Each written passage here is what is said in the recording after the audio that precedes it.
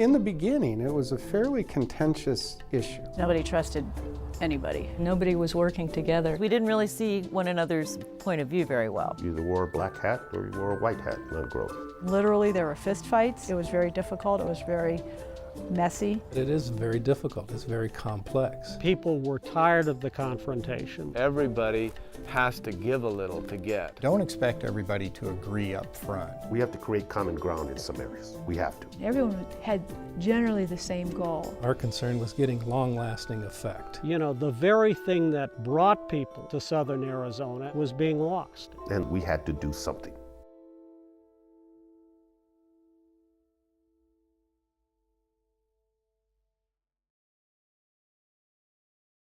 People come to southern Arizona, Pima County and Tucson, and sink their roots, and it's just a wonderful place to live.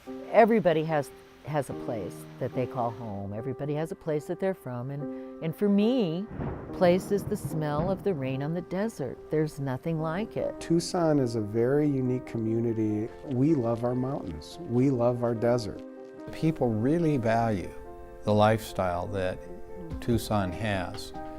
We love to recreate out there, whether we're hunters or whether we're bird watchers. There's never been any net loss in population over the last 50 years. We don't expect that to occur in the next 50 years. Since I had moved into the area, I'd just seen all of this rapid development and growth going out in all directions, and there didn't seem to be any control over that. You know, there used to be just a few people in a space, and all of a sudden there's a lot more, and that just means that you have to pay more attention to the end result. And if we grow in a destructive way, all this beauty goes away. And we've seen it. And we've seen it get away from us. We had an elected board of supervisors that had not said no to a large rezoning since 1976. The priority was to get this zoning, to extract as many dollars from this piece of land as possible. We were in the throngs of growth wars. We were losing the things that gave us a sense of place. The very thing that brought people to southern Arizona and the very thing that kept us here was being lost, and we had to do something about it.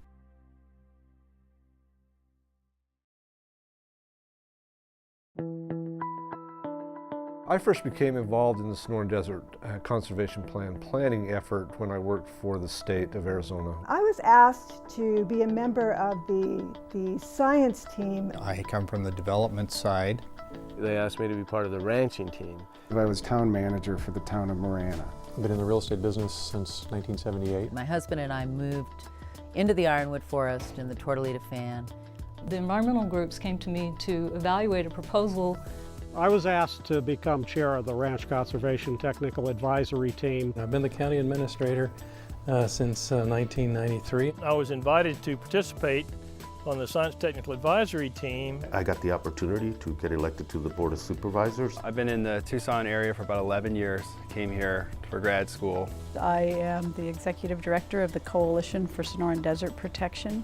I'm the director of the Office of Conservation Science in Pima County, and was project director for the Sonoran Desert Conservation Plan. When I became governor, I rapidly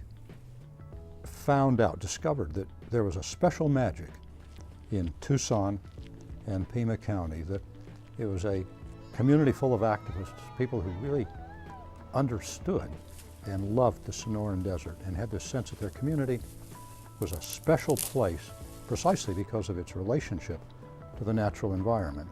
And they were coming to understand that the Sonoran Desert, more than most ecosystems, is an incredibly fragile place, absolutely unique, but really in danger of destruction from uncontrolled growth. And they realized that with growth and expanding human populations, that now's the time, if we're ever going to do it, to conserve these places.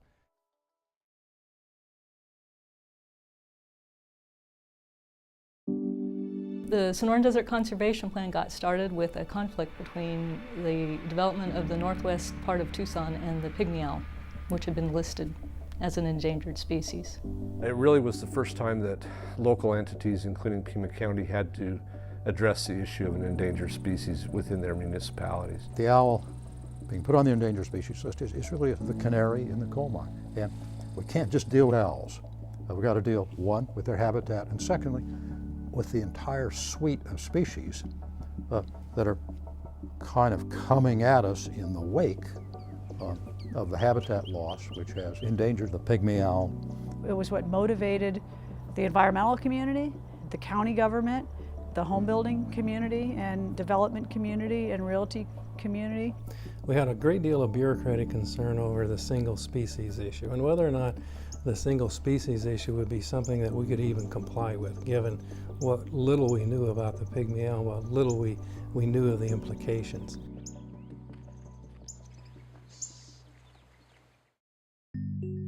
All through 1998, there were talks between the conservation community, the county officials, Fish and Wildlife Service, about the possibility of Pima County pursuing a habitat conservation plan. And in the case of Pima County, the reaction was, let's explore this, let's sit down and see what we can make of it. It seemed to me that that was a really good positive solution for what had been really kind of the negative political climate here in regard to regulation. And we began looking at options and available and what other communities had done. And what came out of that discussion was a multi-species conservation plan, kind of trying to solve all your problems with one plan.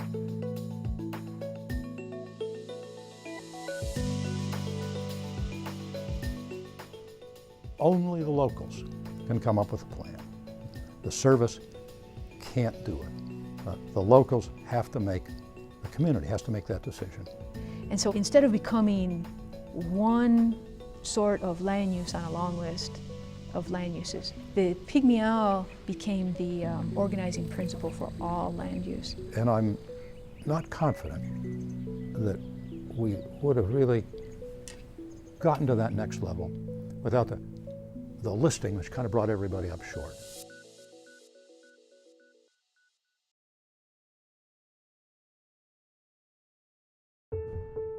Frankly, at the beginning, it just seemed like it was a huge undertaking. My concerns were that it was very risky, and other communities that had gone through this process had instantly gone to war. We were living in a community that hadn't said no to a large rezoning in over 25 years. Our concern was getting long-lasting effect. At the time, I think the environmental community was greatly underestimating the time and the money that it would take to do this right. This is a big county. We're larger than the state of Connecticut. I wondered, how are you going to bring environmentalists and ranchers together? Initially, I was very naive and I thought that we would really be able to conserve the Northwest and save the pygmy owl. I thought, because it was my pattern, to take about a month to write a study, and then I would frame the issues and off it would go, and then the board would make a decision, and then that would be solved. My first thoughts and concerns is, how in the hell are they going to get enough members of the community together to agree to conserve large amounts of open space? How do you get your conservation ethic fully expressed in the document that's used every day? I think all of us were a little skeptical about it in the beginning.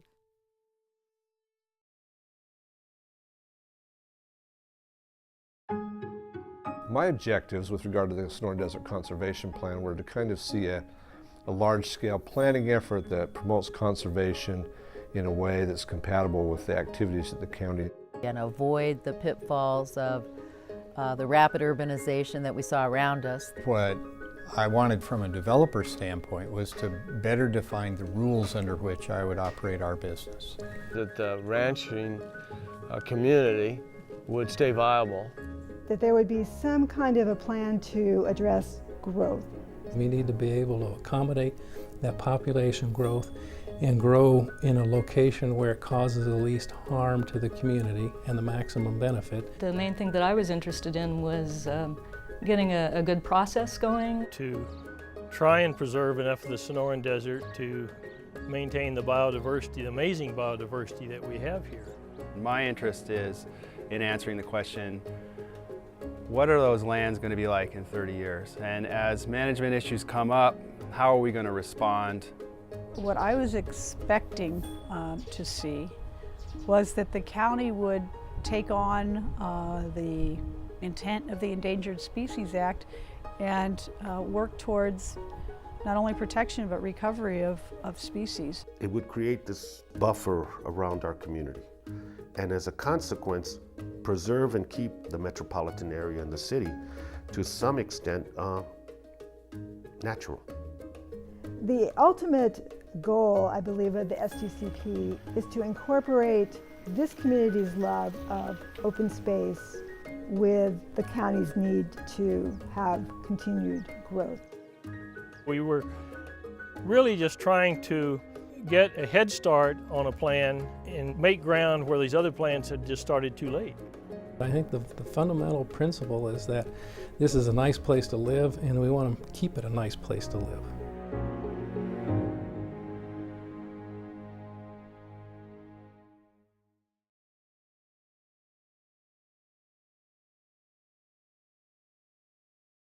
Anytime that you're dealing with a large-scale planning effort, there are concerns, I think, that stem from the ability to get all the parties necessary to the table and their ability to work together. And what we failed to understand is that there was a huge level of support for the concepts and the plan that was being discussed. There has to be community buy-in, and it's not by selling them something that was prepared by a small group of people. The trick is to get everybody involved, make them feel like they're heard, and then be able to take that input and craft it into something that's effective. And the beginning of our process was to basically put us all in a room together and lock the door. And so we had over 100 people, or 120, show up and want to be on a steering committee. And so we said, well, you know, how are we going to manage that? It was totally counterintuitive to have a huge, unwieldy, just raucous public committee. Many of us thought that that committee was designed to fail. So I asked, what is boot camp? And Maybeen said, well, The county set up this series of workshops, which they refer to as boot camp for the stakeholders. Which says basically to be an intelligent member of the community, expressing your community views and values, and you need to be educated on the issues. Making sure that we were all starting from the same page. So if we could just begin with the slides. One element of the Sonoran Desert Conservation Plan. We figured, well, let's put about 12 on, and we'll talk about everything from population growth to planning to water to biology to the whole range of topics. And by the time we get done, we'll only have 15 left. And it didn't work that way. By the time we got done, we still had 100 left. I think it was a really good way to sort of get people to understand the different elements of the planning process. When this process started, there was absolutely no love lost, there was absolutely no communication and no understanding, and there was no trust. It was very difficult, it was very messy. It wasn't much fun for the first 3 years. The conflicts are inevitable, but you know, they're isolated conflicts as opposed to everything being a conflict. People were trying to get their core issues out to the rest of the group, and nobody felt like they were being heard, so they just said the same thing louder and louder and louder.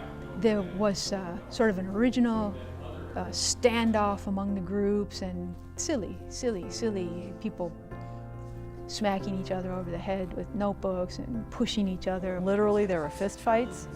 Everybody pushed just to get as much, if it was the conservation community, or as little if it was the home building community, as they could. And when you see all these warring interest groups, that does not look like the formula for a happy ending to a land use proposal.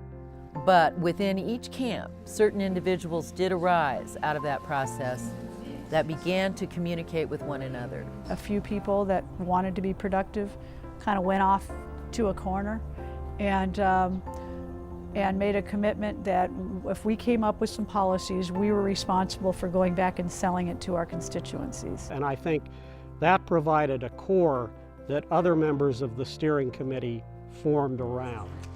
I mean, we got to know each other. We went to so many meetings that with a few limited exceptions, you just couldn't not like each other after a while. That was done by accident, but it turned out to probably be one of the best things that ever happened because it created this sustainable support for the conservation plan. I don't think that we could have had a Sonoran Desert Conservation Plan that has buy-in from the community unless people were part of it.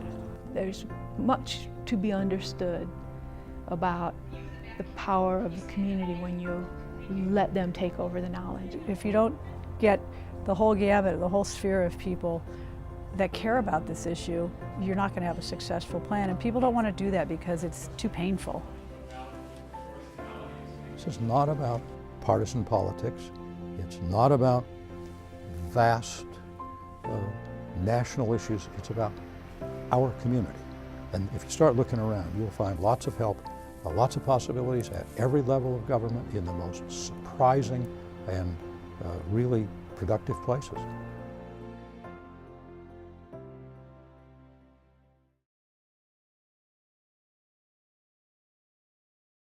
What I'd like to do now briefly is tell you a little bit about what the Science and Technical Advisory Team has been doing. There was a Science Technical Advisory Team known as STAT. And the primary purpose of STAT was to sort of provide the biological layer of information to the conservation plan.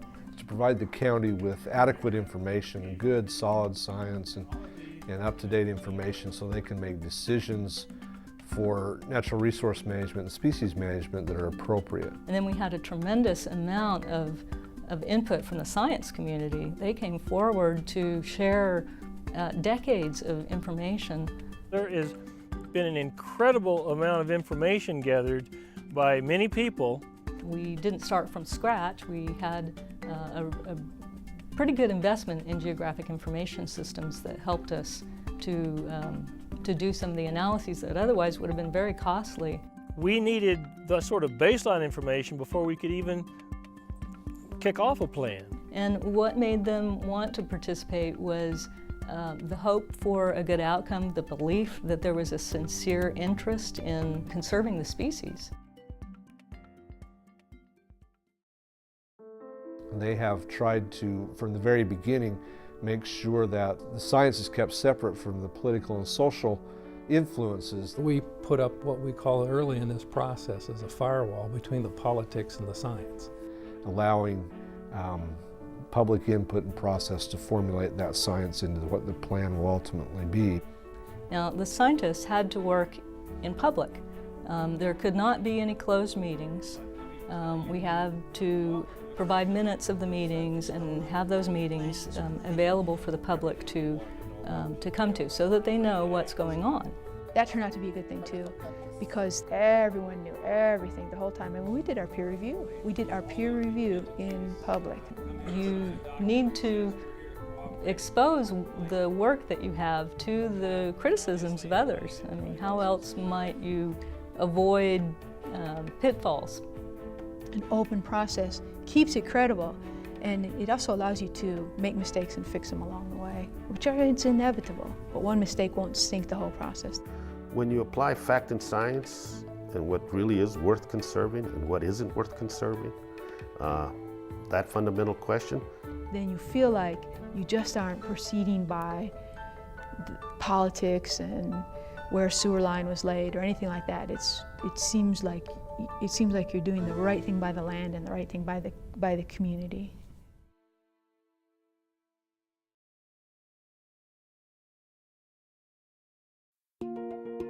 I think the benefits of the Sonoran Desert Conservation Plan are far greater than just having, some protected open space on the landscape. This process is not only very public, but it has it's kind of permeated throughout all the public entities in the county. They've already laid the groundwork, I think, for that cooperation for future issues that come up, not just for conservation of open space. And I think it'll also always serve as this forum for conflict resolution. We've worked together very well, and we've come up with some solutions on issues that I didn't really think that we could. It's a great democratic movement, in a sense, to have found a way and to wish for all your policy issues to invite in everyone who's interested. By doing that, the plan, its concepts, its vision is going to basically be perpetuated not only within the organization of local government, but I think by the citizens themselves. I'm amazed at what I've seen the community do so far in terms of holding local government accountable for the promises that were made. People started being more conscious decision makers about where the growth is going, how you're going to get services.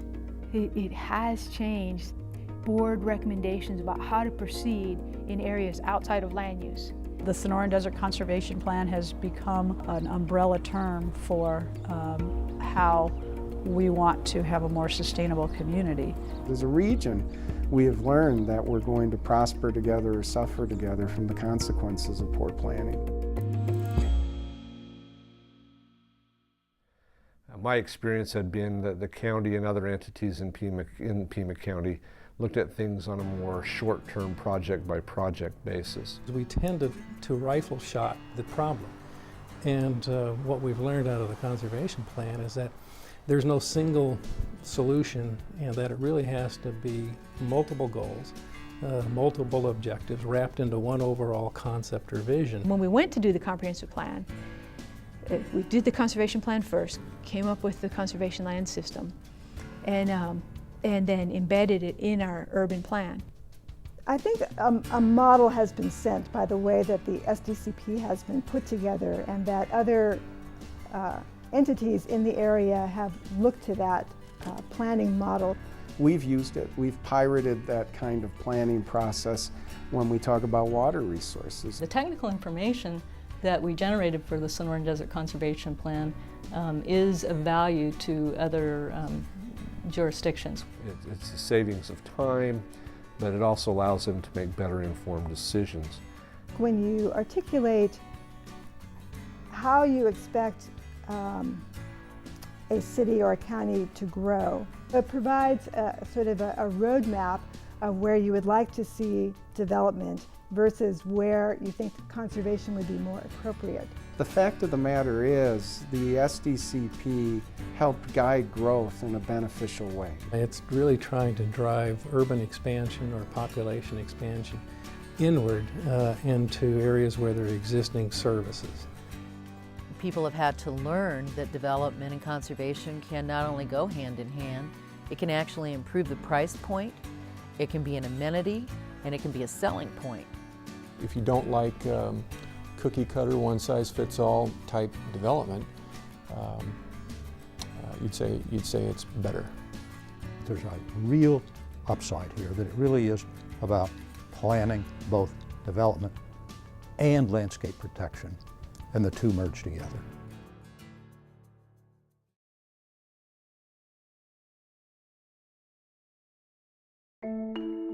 Would I recommend this to other communities? Absolutely. Has it been worth my time and effort? Well, I've gained a lot of weight and lost a lot of hair. But other than that, yeah. Would I recommend this process to other communities? And the answer is yes, and not just for this issue. It's important to look large scale, look big, look long term, and it's important to have input from all of the interested parties. It takes longer, but you come up with, I mean, I hate to use cliches, but you come up with a better product.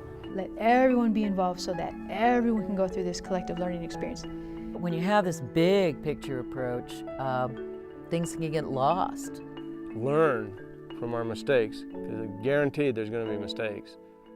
I highly recommend taking some criticism and getting to the other side of it to build trust. I would advise communities who don't have a deep pool of biological talent to go and to talk to either state or regional conservation groups. We've reached out and brought in experts from all areas of ecology, restoration efforts, to try and pick the minds of the best people in the country for what we're doing.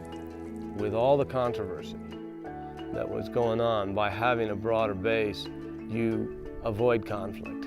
If you have a clear picture of your end game, then you can put people in a room that have dramatically different views, and they will gradually begin to find reasonable solutions to almost every problem that you cross. It is about the community, and my job is to get as much information to them as I can so the discussion is productive. When you have something as emotional as the conflict between, say, growth and environment, that's important that you have this sort of a process. I think any community that's struggling with growth and where to grow and how to grow, the SDCP process is what they ought to try and replicate. It certainly has been a good experience and a worthwhile process. Once the community gets started, without having to go through the slings and arrows that we went through here, I think there'll be a lot of positive reaction. Yes, it's worth it. It's really hard, and the sooner you do it, the better. In the long run, you'll be a much better, more vibrant, more balanced, and I think economically viable community for it. So I recommend the process, but you have to be on the other side of it to know that it works.